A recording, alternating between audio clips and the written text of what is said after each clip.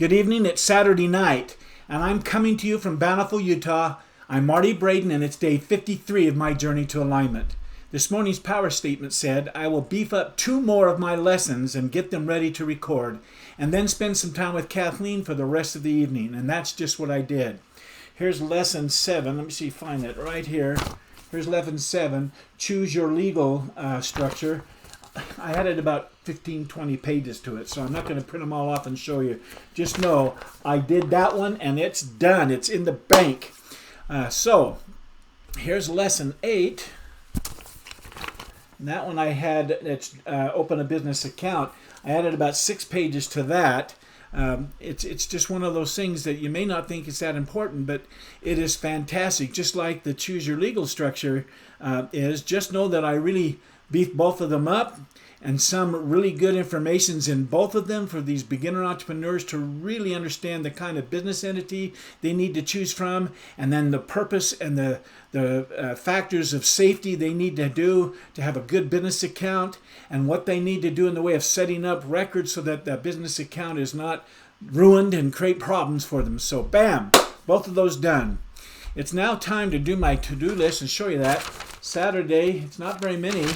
There's 2 highlighted ones. Do 2 more lessons, which I did, and then review other sources' notes, one-liners. I wanted to show you that. I've even made a few changes on that. I'm just going to read a few of these as I'm thinking about ads that I know it's caught my attention, and I've been on the internet and bam, I saw them, what kind of things they do. Question, would you like to learn how you can dominate your competition right from the get-go?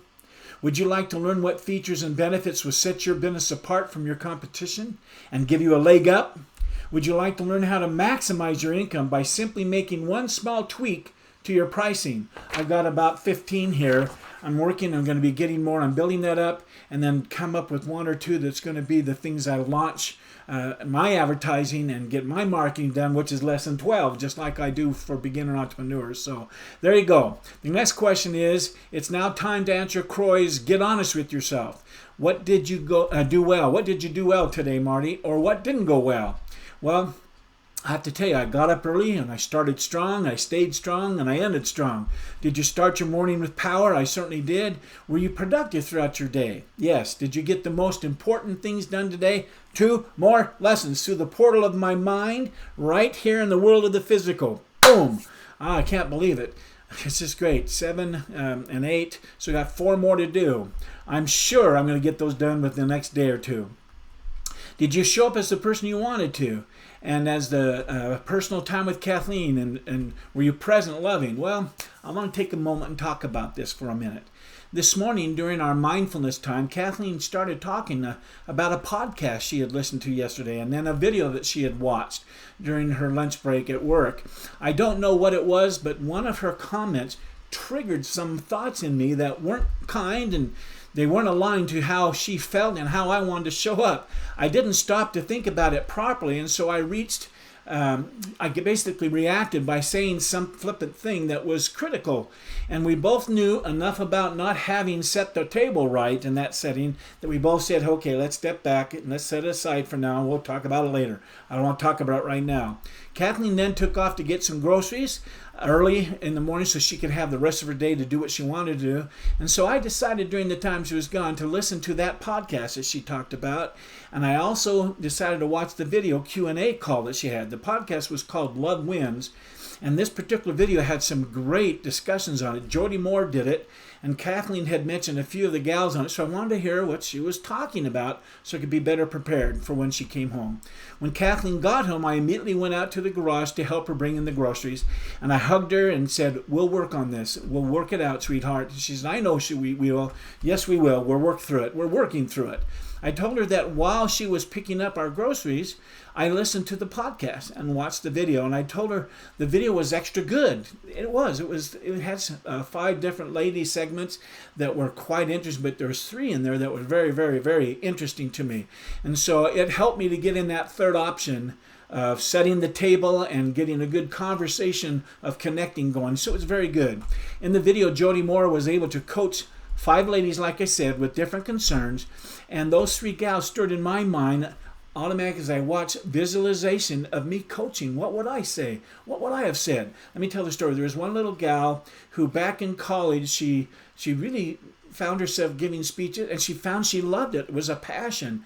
But then she got married and had 3 or 4 kids, and about 10 years later now, so in her early 30s, late 20s, early 30s, she is wanting to get back to speaking. She says she has a passion for it. But then she has this recurring thoughts of other people judging her or worried what they're going to think, or if they say that you're not very good, why are you doing that? What do you have to be able to go out and speak like that and speak to big organizations? What do you have to prove that you're worthy of doing that and of us listening? Anyhow, she had all these kind of thoughts, and Jody gave her some great counsel. But as I was thinking, I said, well, man, I'd tell her a story of David and Goliath. You know, David was in his teens, probably 17, 18-year-old shepherd, and his brothers were there ready for the battle of the Philistines, sitting in their camps, and for days on end, this big, huge 9-foot Goliath giant was mocking the Israelites and saying, can't you bring someone out here to battle for us so we don't have to have a lot of people die? It's just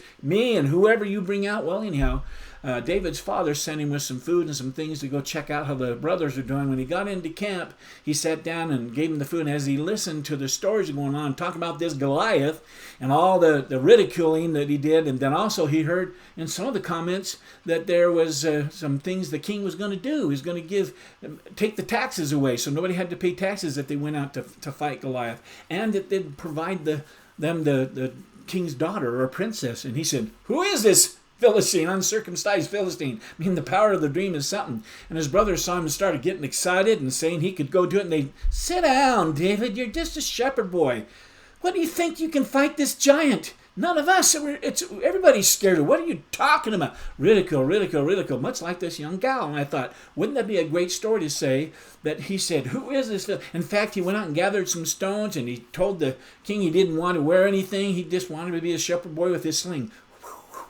And what was exciting about it, when he got out there, the Philistine was upset, but he said, whatever. If that's what you got, then that's what I'm going to kill. And he told the giant, he said, "Today I will take your head from your body." And he didn't even have a sword. He had a sling. But anyhow, what the story? Crashed down, and he went with the giant's own sword and took off his head, just like he said. Isn't that powerful? We all have our Goliaths. She had her Goliaths mocking her, or in her head thinking they were going to mock her. She hadn't even had those people say things. She was already thinking about the Goliaths in her head. And that's such a powerful story. Is so what? Maybe they will. Maybe they're right. But you got to start. You got to do it. You got to try it. You know what you're capable of. Sit back and watch is what I'd say. That's basically what David said. Sit back and watch, brothers. I know my God's going to be with me, and I'm going out and taking care of Goliath. Well, that's what we've got to have in our attitude. Anyhow, I wanted to tell her about that Goliath story, and I just thought that's how the things were going on in my head.